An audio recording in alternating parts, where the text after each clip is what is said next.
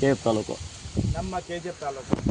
ಈ ಜಾಗದಲ್ಲಿ ಸುಮಾರು 60 ಎಕರೆ ಜಮೀನನ್ನು, ಸರ್ಕಾರಿ ಜಾಗವನ್ನು ಶ್ರೀನಿವಾಸಪುರ ತಾಲೂಕು ಕಿತ್ತಂಡೂರು ಸುಗತೂರು ಹೋಬಳಿ ಅಲ್ಲಿ ವಾಸ ಮಾಡೋಂಥವ್ರಿಗೆ ಸುಮಾರು 13 ಜನರಿಗೆ ಮಂಜೂರು ಮಾಡಿದ್ದಾರೆ 60 ಎಕರೆ. ಸುಮಾರು ಇದರ ಬೆಲೆ 100 ರಿಂದ 105 ಕೋಟಿ ರೂಪಾಯಿ ಆಸ್ತಿ.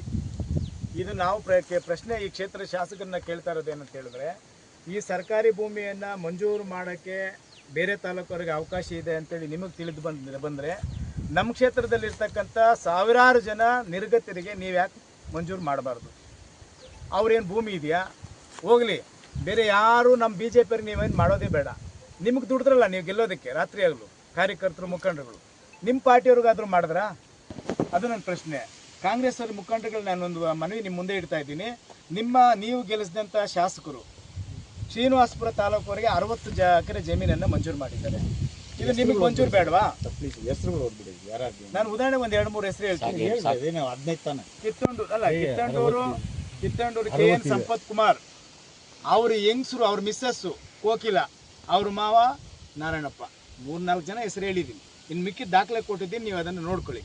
ಕಾಂಗ್ರೆಸ್ ಮುಖಂಡರುಗಳೆಲ್ಲರೂ ಇವತ್ತೇ ನಮ್ಮ ಕ್ಷೇತ್ರದ ನೀವು ಗೆಲ್ಲಿಸಿದಂಥ ಶಾಸಕರನ್ನ ಪ್ರಶ್ನೆ ಮಾಡಿ, ನಮಗೆ ಭೂಮಿ ಮಂಜೂರು ಮಾಡಿದೆ, ಶ್ರೀನಿವಾಸಪುರದವ್ರಿಗೆ ಮಂಜೂರು ಮಾಡಿದಿರಲ್ಲ, ಓಟ್ ಅವ್ರು ಹಾಕಿದ್ರೆ ನಾವು ಹಾಕಿದ್ರೆ ಅಂತೇಳಿ ಹಾಕೊಂಡು ಕೇಳ್ರಿ.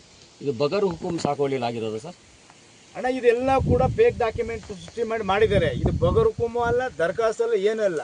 ಅಕ್ರಮವಾಗಿ ನಕಲಿ ದಾಖಲೆಗಳನ್ನು ಸೃಷ್ಟಿ ಮಾಡಿರತಕ್ಕಂಥದ್ದಕ್ಕೆ ಇಂಥ ಎಡ್ ಅಂತ ಏನು ಅದಕ್ಕೆ ನಾವು ಹೆಸರಿಡೋಕ್ಕಾಗಲ್ಲ. ಇದು ನಮ್ಮ ಕ್ಷೇತ್ರದ ಭೂಮಿ, ನಮ್ಮ ಕ್ಷೇತ್ರ ಜನರಿಗೆ ಬೇಕು. ನಕಲಿನ ಅಸಲಿ ಮಾಡ್ತಾ ಇದ್ದಾರೆ.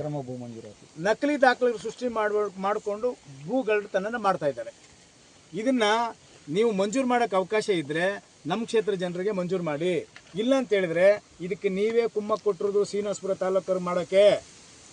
ಯಾಕೆ ಅವರ ಓಟ್ ಹಾಕಿದ್ದು ನಿಮಗೆ? ನಮ್ಮ ಕ್ಷೇತ್ರದಲ್ಲಿರ್ತಕ್ಕಂಥ ಕಾಂಗ್ರೆಸ್ ಅವ್ರ ತಾನು ನಿಮ್ಗೆ ಓಟ್ ಹಾಕಿದ್ದು. ಅವ್ರಿಗೆ ಏನು ಮಾಡಿದ್ದೀರಿ? ಯಾರಿಲ್ಲಿ ಆಡಳಿತ ಮಾಡೋದು? ಯಾರಿಲ್ಲಿ ಶಾಸಕರು? ಈ ಕ್ಷೇತ್ರ ಜನ ಎಚ್ಚೆತ್ಕೊಳ್ರಿ. ಏನು KJPನ ಅನಾದಿ ಆಗಿದೆಯಾ? ಇಲ್ಲಿ ಕೇಳೋರು ಮಾಡೋರು ಯಾರೂ ಇಲ್ವಾ? ಬುದ್ಧಿವಂತರೇ ಇಲ್ವಾ? ಯಾರೂ ಓದಲೇ ಇಲ್ವಾ? ಓಟ್ ಹಾಕಿ ಸುಮ್ಮನೆ ಅವ್ರು ಹೇಳ್ದಂಗೆಲ್ಲ ಕೇಳ್ಕೊಂಡು ಕೈ ಕಟ್ಕೊಂಡು ಕೂತ್ಕೊಳ್ತೀರಾ? ಇಷ್ಟು ಅನ್ಯಾಯಗಳು ನಡೀತಾ ಇದ್ರು BJP ನಾವು ಸುಮ್ಮನೆ ಇರಬೇಕಾ? ಕೇಳಬಾರ್ದಾ? ಅದು ನಮ್ಮ ಪ್ರಶ್ನೆ. ಇದನ್ನ ಇಲ್ಲಿಗೆ ಬಿಡೋದಿಲ್ಲ. ಮಾನ್ಯ ಜಿಲ್ಲಾಧಿಕಾರಿಗಳು ನಾಳೆನೇ ಬಂದು ಇಲ್ಲಿ ಸ್ಥಳ ಪರಿಶೀಲನೆ ಮಾಡಿ ಅಕ್ರಮ ದಾಖಲೆಗಳನ್ನು ಸೃಷ್ಟಿ ಮಾಡಿರ್ತಕ್ಕಂಥವ್ರ ವಿರುದ್ಧ ಕಾನೂನು ರೀತಿ ಕ್ರಮ ತೆಗೆದುಕೊಳ್ಬೇಕು. ಮತ್ತು ಇದರಲ್ಲಿ ಯಾವ್ಯಾವ ಅಧಿಕಾರಿಗಳು ಶಾಮೀಲಾಗಿದ್ದಾರೆ ಅವರೆಲ್ಲರೂ ಕೂಡಲೇ ಸಸ್ಪೆಂಡ್ ಮಾಡಬೇಕು. ಇದು ನಮ್ಮ ಒತ್ತಾಯ. ಸರಿ ಸರ್, ಥ್ಯಾಂಕ್ ಯು. ప్రభుత్ವದ ವ್ಯವಸ್ಥೆಯಲ್ಲಿ ಎಲ್ಲರಿಗೂ ಇದೆ.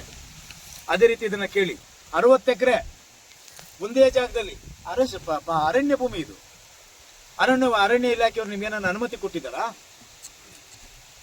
ಇದನ್ನು ನೀವು ಮಂಜೂರು ಮಾಡಿ ಬೇರೆ ಬೇರೆ ತಾಲೂಕವ್ರಿಗೆ ಮಾಡಿ ಅಂತೇಳಿ. ಯಾರು ಇವರು? ನೋಡಿ ಸ್ವಾಮಿ, ನೋಡ್ರಿ, ನಿಮ್ಮ ಮಾಧ್ಯಮದವ್ರು ನೋಡ್ರಿ, ಯಾವ ರಾಗಿ ಬಿತ್ತನೆ ಮಾಡಿದ್ದಾರೆ, ಭತ್ತ ಹಾಕಿದಾರ, ತೋಟದ ಬೆಳೆಗಳಿದೆಯಾ, ಇಲ್ಲೇನೋ ನೇಗಿಲು ಉಳಕ್ಕಾಗತ್ತಾ? ಹೇಳ್ರಿ. ಈ ಪ್ರದೇಶನ ನೀವೇನಂತೀರಿ? ಬ್ಲಾಕ್ಗಳು ಮಾಡಿದ್ದಾರೆ ನೋಡ್ರಿ. ಎಷ್ಟು ಬ್ಲಾಕ್ ಮಾಡಿದ್ದಾರೆ? 13 ಬ್ಲಾಕ್ ಮಾಡಿದ್ದಾರೆ. ಈ ಕಡತ ಎಲ್ಲಿದೆ ಗೊತ್ತಾ? ತಾಲೂಕು ಆಫೀಸಲ್ಲಿ ಮಂಜುನಾಥ್ ಅವ್ರ ಟೇಬಲ್ ಮೇಲೆ ಇದೆ. ನೀವು ಇವತ್ತು ಹೋಗಿ ಇದು ಕೊಡ್ತೀವಿ, ನಿಮ್ಗೊಂದು ಕಾಪಿ ಕೊಡ್ತೀವಿ. ಮಂಜುನಾಥ್ ಅವ್ರ ಟೇಬಲ್ ಮುಂದೆ ಇದೆ. ಇವತ್ತೇ ಯಾಕೆ ಸ್ಥಳಕ್ಕೆ ಬಂದೀವಿ, ಇವತ್ತೇ ಯಾಕೆ ಪ್ರೆಸ್ ಮೀಟ್ ಮಾಡ್ತಾ ಇದ್ದೀವಿ ಅಂತ ಹೇಳಿದ್ರೆ, ಇನ್ನೊಂದು 3-4 ದಿವಸ ಬಿಟ್ಟರೆ ಖಾತೆ ಪಾಣಿ ಎಲ್ಲ ಇವರ ಹೆಸರು ಕೂತ್ಕೊಳ್ಳುತ್ತೆ. ಆ ಮಟ್ಟದಲ್ಲಿ ಫೈಲ್ ತಯಾರು ಮಾಡಿ ಅವ್ರ ಮುಂದೆ ಇಟ್ಟಿದ್ದಾರೆ. ಈ ಕ್ಷೇತ್ರದ ಈ ತಾಲೂಕಿನ ತಹಸೀಲ್ದಾರ್ ಭರತ್ ಅನ್ನೋರಿಗೆ ಒತ್ತಡ ಇದೆ, ಅದನ್ನ ಮಾಡ್ತಾ ಇಲ್ಲ, ನಾನು ಸಸ್ಪೆಂಡ್ ಆಗ್ತೀನಿ ಅಂತ. ಅದೇ ಜಾಗಕ್ಕೆ ಬಂಗಾರಪೇಟೆಯ ಉಪ ತಹಸೀಲ್ದಾರ್ನ ಇಲ್ಲಿ ತರಕ್ಕೆ ಪ್ರಯತ್ನ ಮಾಡ್ತಾ ಇದ್ದಾರೆ, ಇನ್ನಷ್ಟು ಭೂ ಹಗರಣ, ಭೂ ಕಳ್ಳತನ ಮಾಡೋದಕ್ಕೆ. ಅವ್ರ ಮಾತು ಹೇಳೋರು ಕೇಳೋರು ಬೇಕಿಲ್ಲಿ. ಈ ತಹಸೀಲ್ದಾರ್ ಭರತ್ ಮಾಡ್ತಾ ಇಲ್ಲ, ಗೊತ್ತು ಆತನಿಗೆ ಅಕ್ರಮ ಆಗಿದೆ. ಇದು ನಕಲಿ ದಾಖಲೆಯನ್ನು ಸೃಷ್ಟಿ ಮಾಡಿದ್ದಾರೆ.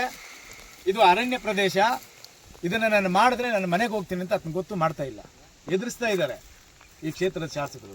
ನಾನೊಂದು ಪ್ರಶ್ನೆ ನಿಮ್ಮ ಮುಂದೆ ಇಡ್ತೀನಿ ಶಾಸಕರಿಗೆ.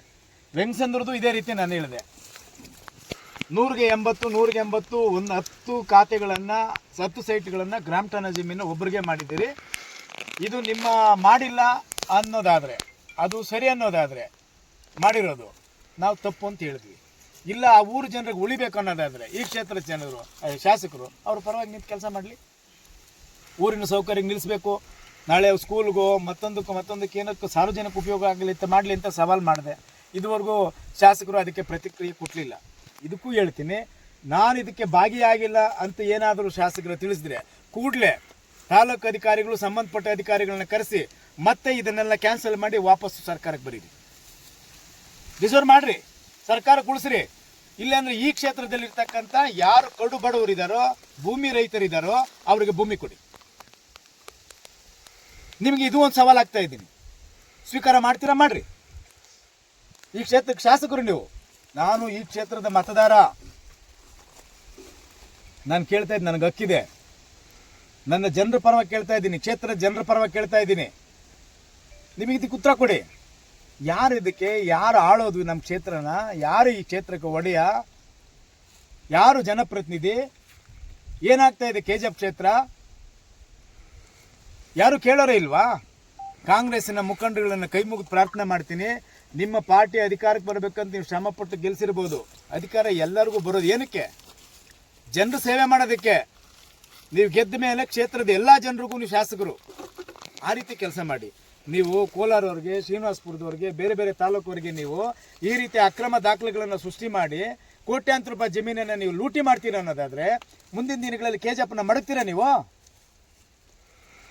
ಎಲ್ಲ ಕಡೆ ಹುಡುಕಾಡೋದು, ಎಲ್ಲಿ ಸರ್ಕಾರಿ ಜಾಗ ಇದೆ, ಯಾರು ಯಾಮಾರಿದ್ದಾರೆ, ಯಾರನ್ನ ಎದುರಿಸ್ಬೋದು, ಯಾರನ್ನ ಮೋಸ ಮಾಡ್ಬೋದು, ಯಾರಿಗೆ ವಂಚನೆ ಮಾಡ್ಬೋದು ಅಂತೇಳಿ ದಿನ ಇದೇನ ಕೆಲಸ ನಿಮ್ಮದು? ಏನು ಮಾಡ್ತಾ ಇದ್ದೀರಿ? ಅದಕ್ಕೆ ಇಡೀ ರಾಜ್ಯದಲ್ಲಿ ಕಾಂಗ್ರೆಸ್ ಸರ್ಕಾರ ಅಧಿಕಾರಕ್ಕೆ ಬಂದರೆ ಏನೇನು ಮಾಡ್ತವೆ ಅನ್ನೋದಕ್ಕೆ ನಮ್ಮ ಕ್ಷೇತ್ರದ ಈ ಸಮಸ್ಯೆನೂ ಕೂಡ ಒಂದು ಉದಾಹರಣೆ. ಫೈನಲಿ ಜಿಲ್ಲಾಧಿಕಾರಿಗಳೇ, ನಿಮಗೆ ಕೈ ಮುಗಿದು ಪ್ರಾರ್ಥನೆ ಮಾಡ್ತೀನಿ, ಈ ದಾಖಲೆಗಳನ್ನು ನಿಮಗೂ ಕೊಡ್ತೇವೆ. ಜಿಲ್ಲಾಧಿಕಾರಿಗಳಿಗೆ, ಉಪವಿಭಾಗಾಧಿಕಾರಿಗಳಿಗೆ, ತಾಲೂಕು ದಂಡಾಧಿಕಾರಿಗಳಿಗೆಲ್ಲವೂ ಕೊಡ್ತೀವಿ. ಇದು ಸೂಕ್ತ ಸ್ಥಳ ಪರಿಶೀಲನೆ ಮಾಡಿ, ದಾಖಲೆಗಳನ್ನು ಪರಿಶೀಲನೆ ಮಾಡಿ. 1989ರಲ್ಲಿ ಶ್ರೀನಿವಾಸಪುರ ತಾಲೂಕವರು ಇಲ್ಲಿ ಬಂದು ಎಲ್ಲಿ ಸಾಗುವಳಿ ಮಾಡ್ತಾ ಇದ್ರು? ಒಂದು ವೇಳೆ ಮಾಡಿದ್ರೆ ಇದು ಮಾಡಿರೋ ಭೂಮಿನ, ಇದು ಸಾಗುವಳಿ ಮಾಡೋ ಭೂಮಿನ? ಇದು ಕಾನೂನಲ್ಲಿ ಅವಕಾಶ ಇದೆಯಾ ಹೊರ ತಾಲೂಕುಗಳವರಿಗೆ? ಇಲ್ಲಿ ಏನು ಯಾರು ಇಲ್ವಾ? ಗತಿ ಇಲ್ವಾ? ಎಲ್ಲ ಊರು ಖಾಲಿ ಮಾಡ್ಕೊಂಡು ಹೋಗ್ಬಿಟ್ಟವ್ರು ನಮ್ಮ ಕ್ಷೇತ್ರದ ಜನ. ಎಲ್ಲರಿಗೂ ಭೂಮಿ ಇದೆಯಾ? ಮಾಡಿ ಈ ಕ್ಷೇತ್ರದವ್ರಿಗೆ. ನಮ್ಗೆ ನಮ್ಮ ಮೇಲ್ನೋಟ ಕಾಣ್ತಾ ಇದೆ ಇದು ಅರಣ್ಯ ಭೂಮಿ ಅಂತೇಳಿ. ಕೂಡಲೇ ತತ್ಕ್ಷಣ ಜಿಲ್ಲಾಧಿಕಾರಿಗಳು ಮಧ್ಯಪ್ರವೇಶ ಮಾಡಿ ಪಾರದರ್ಶಕವಾಗಿ ಅರಣ್ಯ ಜಮೀನು ಅಂತ ಏನು ಗೊತ್ತಾದ್ರೆ ಕೂಡಲೇ ನೀವು ಬೌಂಡ್ರಿ ಫಿಕ್ಸ್ ಮಾಡಿ ಕಾಂಪೌಂಡ್ ಹಾಕಿ.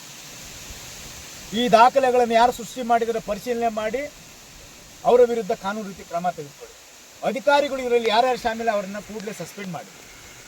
ಈ ಕೆಲಸವನ್ನು ಮಾನ್ಯ ಜಿಲ್ಲಾಧಿಕಾರಿಗಳು ಇದನ್ನು ಕೈಗೆತ್ತಿಕೊಳ್ಬೇಕು. ನೀವು ಹೋಗ್ತಾ ಇದ್ರಿ ಎಲ್ಲ ಜಿಲ್ಲೆಯಲ್ಲಿ ನಗರಸಭೆಗಳಿಗೆ, ಬೇರೆ ಬೇರೆ ಆಫೀಸ್ಗಳಿಗೆ ಹೋಗಿ ಭೇಟಿ ಕೊಟ್ಟು ಸರಿಯಾಗಿ ಕೆಲಸ ಮಾಡಿಲ್ಲ ಅಂತ ನೀವೇ ನೋಡಿ ಎಲ್ಲ ಹೇಳ್ತಾ ಇದ್ರಿ. ಇದು ಭಾಳ ದೊಡ್ಡ ಸಮಸ್ಯೆ. ಬನ್ನಿ, ನಾಳೆ ಬೆಳಗ್ಗೆನೇ ಬನ್ನಿ.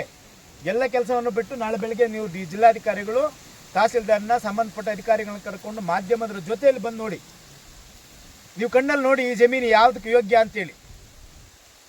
ನಿಮಗೆ ವಿನಂತಿ ಮಾಡ್ತೇನೆ, ತಹಸೀಲ್ದಾರ್ಗೂ ನಾನು ವಿನಂತಿ ಮಾಡ್ತೇನೆ, ನಿಮ್ಮ ಕಚೇರಿಯಲ್ಲಿ ಕಡತ ಇದೆ, ಯಾವುದೇ ಕಾರಣಕ್ಕೂ ನಿಮ್ಮ ಕೆಳಗಡೆ ಇರ್ತಕ್ಕಂಥ ಅಧಿಕಾರಿಗಳು ಫೈಲ್ ಪುಟಪ್ ಮಾಡಿ ನಿಮ್ಮ ಮುಂದೆ ಇಟ್ಟರೆ ನೋಡಿ ಕೂಲಂಕಿ ಸತ್ಯ ಯಾವುದು ಅಸತ್ಯ ಯಾವುದು ಅಂತ ತಿಳ್ಕೊಂಡು ಸಹಿ ಮಾಡಿ. ಇಲ್ಲ ಅಂತ ಹೇಳಿದ್ರೆ ನೀವು ಮನೆಗೆ ಹೋಗ್ತೀರಿ. ನಾವು ಉಗ್ರವಾದ ಹೋರಾಟವನ್ನು ಮಾಡೇ ಮಾಡ್ತೀವಿ. ನಾನೊಬ್ಬ ಸರ್, ಯಾರು ಮುಖಂಡರು ಹಿಂದೆ ಅವ್ರ ಹೆಸರು ಹೇಳಿಲ್ಲ, ಯಾರೋ ಕೇಳ್ಕೊಂಬಂದು ಹೇಳ್ತೀನಿ ಅಂತ ಹೋಗಿದ್ದಾರೆ. ಇನ್ನೊಂದು 2-3 ಅವರ್ ಆಗ್ಬೋದು. ಅದು ತಿಳ್ಕೊಂಡು ನಿಮ್ಗೆ ತಿಳಿಸ್ತೀನಿ. ಸರ್, ಈಗ ನೀವು ಅರಣ್ಯ